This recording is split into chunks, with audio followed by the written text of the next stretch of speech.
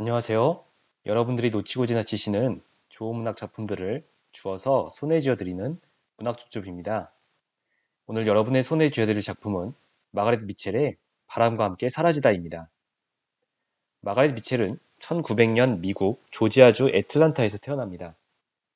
외할아버지인 존 스티븐스가 미국 남북전쟁 당시 남군의 육군 대위 출신이었던 탓에 마가렛 미첼은 자연스럽게 남부의 전통과 역사에 대해 많은 관심을 가지게 되었죠. 그녀는 어려서부터 셰익스피어와 찰스 디킨스의 작품들을 탐독하면서 문학에 눈뜨게 됩니다. 여학교에 다니던 10대에는 연극 대본을 쓰기도 하고 소설을 쓰기도 하는 등 문학적 재능을 드러내죠. 하지만 마가렛 미첼의 개인사는 썩 행복하지는 않았습니다. 18살 되던 해 약혼했던 남자는 제1차 세계대전에서 전사했고요. 나중에 결혼한 남편은 알코올 중독자인데다 폭력을 휘둘렀죠. 결국 그녀는 이혼을 하게 됩니다.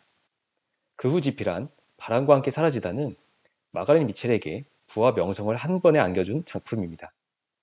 웬일인지 이 작품의 큰 성공 이후에 그녀는 더 이상 작품을 쓰지 않은 것으로 알려져 있죠. 작품 활동을 하지 않고 여러 사회 봉사 활동에 매진했다고 하는데 개인적으로는 참 아쉬운 부분입니다. 바람과 함께 사라지다는 마가렛 미첼의 대표작인데요. 1929년에 완성된 이후 7년 뒤인 1936년에야 출판됐는데 마땅한 출판사를 찾지 못했기 때문이라고 합니다. 원래 이 작품의 제목을 주인공 스칼렛 오하라의 마지막 대사인 내일은 또 다른 내일이다로 하려고 했다는데 내일이란 단어가 제목에 들어간 소설이 많아서 특이한 이름으로 바꾼 것이 이 제목이라고 합니다. 미국 남북전쟁을 배경으로 하고 있는 이 작품은 출판과 동시에 선풍적인 인기를 끌었는데요. 작가에게 부와 명성을 안겨주었죠. 또한 1939년 동명의 영화로도 만들어지기도 했습니다. 개인적으로 이 작품은 제가 문학의 세계에 빠지도록 만들어준 소설이기도 해서 상당히 애정하는 작품이기도 합니다. 그럼 지금부터 바람과 함께 사라지다를 손에 쥐고 남북전쟁 당시 미국 조지아주로 떠나보겠습니다. 이 작품의 주요 등장인물들을 소개하겠습니다. 이 소설의 주인공은 스칼렛 오하라라는 여자입니다. 그녀의 아버지는 제럴드 오하라이고 어머니는 엘렌 오하라입니다. 오하라 가문은 조지아주 카운티의 타라라는 대농장에서 흑인 노예 100여 명을 거느리며 목화 농사를 하는 부호죠. 카운티에는 스칼렛 집안뿐 아니라 많은 농장주들이 있는데요. 스칼렛은 애슐리 윌크스란 남자를 사랑하게 됩니다. 하지만 그는 멜라니 해밀턴이란 여자와 결혼하게 되죠. 스칼렛은 평생 3명의 남자와 결혼하게 되는데요. 맨 처음 멜라니의 오빠인 찰스 해밀턴과 결혼하는데 이 사람이 스칼렛의 첫 번째 남편이 됩니다. 이후 스칼렛은 프랭크 케네디라는 남자와 두 번째 결혼을 하고 그 이후에 그녀를 끝없이 사랑해온 레트 버틀러와 세 번째 결혼을 하게 되죠. 그녀의 세 번째 남편이 된 버틀러가 이 작품의 남자 주인공인데요. 이들이 이 작품의 주요 등장인물들입니다. 그럼 이 작품의 주요 줄거리를 소개하겠습니다. 16살의 매력적인 아가씨인 스칼렛 오하라는 카운티의 묻 남성들의 선망의 대상인데요. 그녀는 수많은 남자들 중 애슐리 윌크스를 마음속으로 짝사랑하고 있었습니다. 그녀는 애슐리에게 자신의 마음을 알리고 어떻게든 그를 자기 남자로 만들 계획을 세웁니다. 스칼렛은 애슐리의 집에서 벌어진 파티에서 자신의 마음을 그에게 고백해 사랑을 얻어내겠다는 생각을 하게 되죠. 매력적인 그녀는 남자들의 관심을 한 몸에 받지만 최후의 순간에 스칼렛은 아무도 없는 서재에 애슐리를 불러들여 자신의 마음을 고백하는데요. 애슐리는 자신이 멜라니와 약혼하게 되었다며 완곡하게 그녀의 마음을 거절하고 조용히 나가버립니다. 상심한 스칼렛 앞에 레트 버틀러라는 남자가 불쑥 나타나는데요. 알고 보니 아무도 없는 줄 알았던 서재에 버틀러가 쉬고 있으면서 모든 대화 내용을 엿들었던 겁니다. 이 남자는 오늘 처음 카운티에 온 사람인데요. 버틀러는 자기가 모든 이야기를 들었다며 스칼렛의 용기를 칭찬하지만 왠지 모를 비웃음이 섞여 있습니다. 사실 버틀러 특유의 대화법이었죠. 하지만 스칼렛은 상당히 불쾌해하는데요. 이 사실이 알려져 망신을 당할까 두렵기도 하고 애슐리를 잃은 상실감 때문에 자신에게 관심을 보인 남자들 중 하나인 찰스 해밀턴과 홧김에 결혼까지 하게 됩니다. 찰스는 스칼렛의 연적인 멜라니의 친오빠였죠. 얼마 후 남북전쟁이 터지고 카운티의 대부분의 남자들은 참전하게 되는데 찰스 역시 마찬가지인데요. 안타깝게도 찰스는 병영 생활 중 병에 걸려 죽고 맙니다. 하루아침에 청산과부가 된 스칼렛은 지긋지긋한 카운티를 떠나 신생도시 애틀란타로 떠납니다. 애틀란타에서 그녀는 역시 남편 애슐리를 전장에 내보낸 멜라니와 함께 살아가게 되죠. 당시 애틀란타는 남부를 대표하는 도시 중 하나로 남군을 지원하려는 열기로 가득 찼습니다. 여성들 역시 마찬가지였는데 그들은 각종 자원봉사, 바자회 같은 것들을 통해 남군을 지원했죠. 스칼렛과 멜라니 역시 이런 활동에 적극 참여합니다. 한편 애틀란타에는 레트 버틀러의 명성이 자자했는데 그는 군수품 밀수를 통해 그것들을 남군에 팔아 막대한 부를 축적하고 있었죠. 스칼렛과 버틀러는 남군 지원을 위한 자선무도회에서 제외하게 됩니다.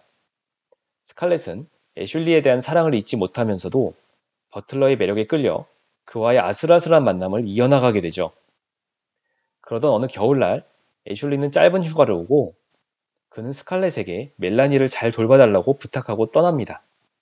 멜라니는 애슐리의 아이를 임신하게 되죠.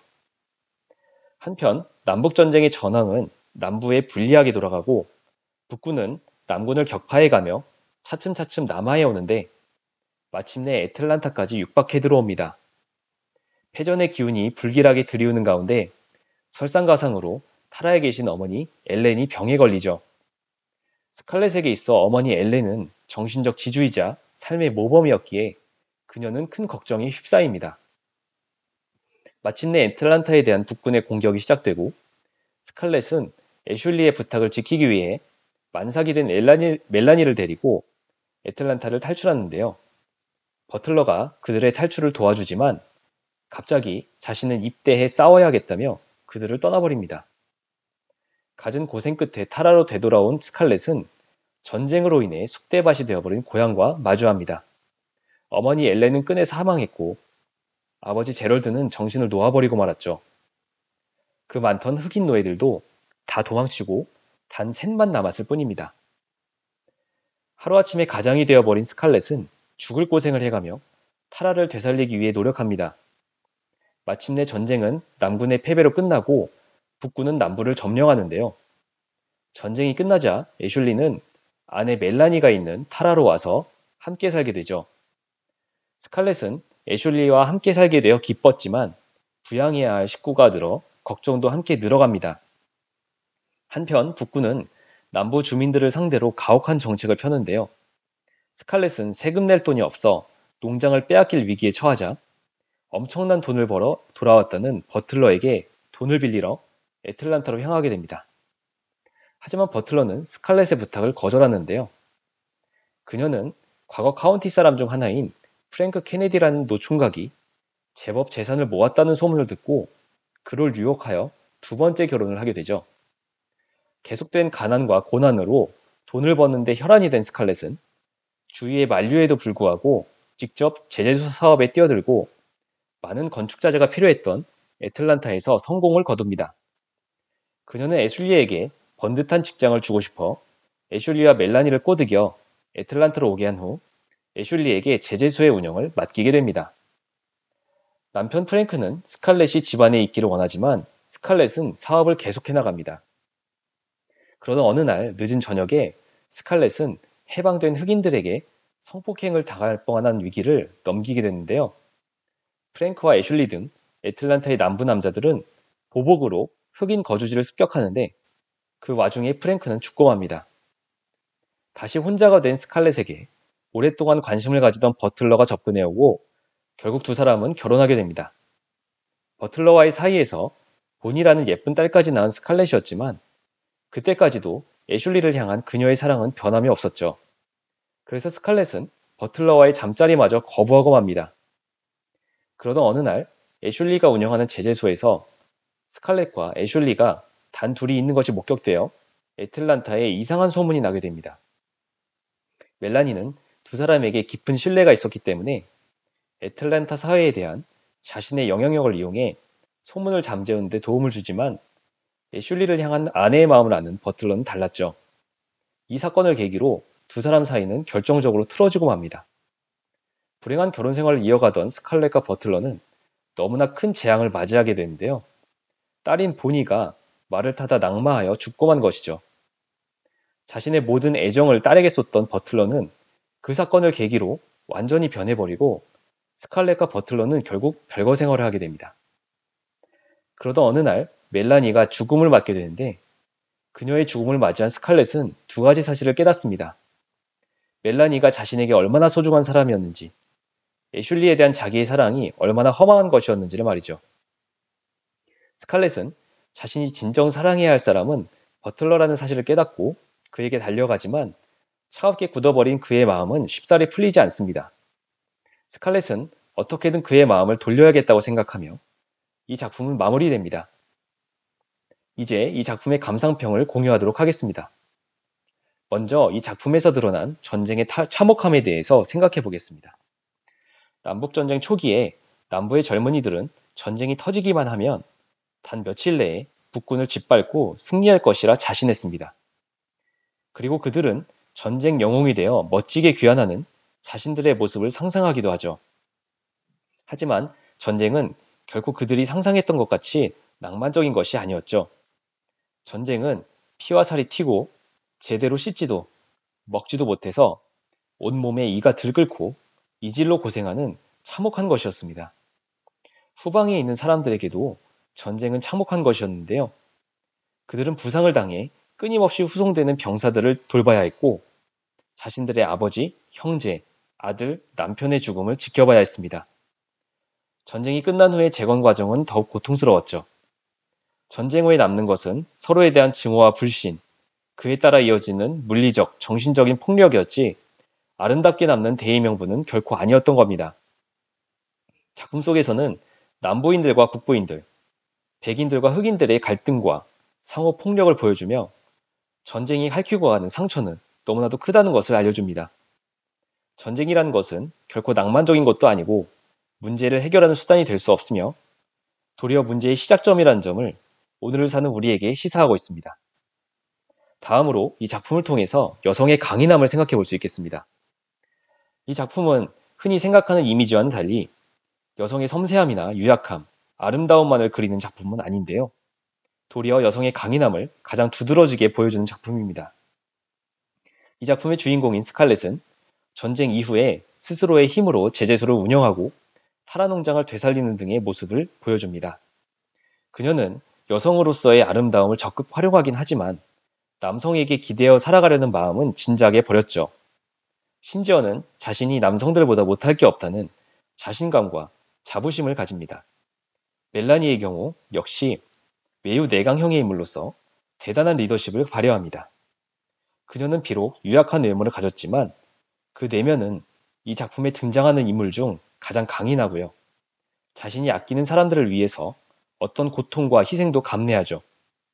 게다가 멜라니는 전쟁 후 애틀란타에 복귀한 후에 남부연합의 지도자들도 해내지 못한 구심점 역할을 하며 애틀란타의 백인 사회에서 없어서는 안 될 인물이 됩니다. 멜라니의 부드럽지만 강한 카리스마가 드러나는 장면이죠. 스칼렛과 멜라니는 자신에게 주어진 삶의 무게를 스스로 짊어질 뿐 결코 남성들에게 떠넘기려고 하지 않습니다. 여성들이 가진 수완, 리더십, 인내심, 강인함으로 자신의 삶을 살아낼 수 있음을 보여주고 있죠. 마지막으로 스칼렛의 두 남자인 애슐리와 버틀러에 대해서 생각해 보려고 합니다. 스칼렛이 사랑하고 스칼렛을 사랑한 이 두 남자는 공통점이 있는데 바로 스칼렛의 진정한 모습을 알아봤다는 겁니다. 애슐리와 버틀러는 그녀가 강인하다는 점을 알아보죠. 애슐리는 그 강인함이 자신과는 어울리지 않는다고 생각했고 버틀러는 그 강인함이 자신과 잘 어울린다고 생각했다는 점이 다를 뿐입니다. 그런가 하면 두 남자는 모든 면에서 서로 대조를 이루며 이 작품에서 중요한 역할을 하는 상징적 인물들입니다. 먼저 애슐리는 스칼렛에게 있어 너무나도 찬란하게 아름다운, 그렇기 때문에 되돌아가고 싶지만 그럴 수 없는 과거를 상징합니다. 애슐리는 전쟁 이전 남부 사회의 이상적 남성상을 완벽히 체득한 인물이죠. 반면 버틀러는 스칼렛에게 있어서 까다롭고 어렵지만 결국 적응해야만 하는 현재를 상징하는 인물입니다. 버틀러 역시 남부의 명문가 출신이지만 그는 진작에 남부 사회와 작별을 고하고 새 시대에 발맞춰 살고 있었죠. 애슐리는 현재를 살면서도 끊임없이 과거처럼 살고 싶어 했던 스칼렛에게는 완벽한 이상형 그 자체입니다. 그러나 결국 그녀는 애슐리에 대한 사랑이 허상임을 깨닫고 버틀러에게 달려가게 되는데요. 이는 스칼렛이 그제서야 과거의 자신과 단절하고 현재의 자신으로 살아가겠다는 결심의 상징처럼 보였습니다. 여기까지 바람과 함께 사라지다 줍줍이었는데요. 제가 개인적으로 굉장히 아끼는 작품이라 다소 길게 소개해드렸습니다. 꼭 반드시 읽어보셨으면 합니다. 그리고 1939년에 만들어진 동명의 영화는 캐스팅이 너무나 완벽했다라고 얘기하고 싶네요. 지금까지 문학 줍줍이었습니다. 다시 다른 영상으로 또 만나 뵙겠습니다. 감사합니다.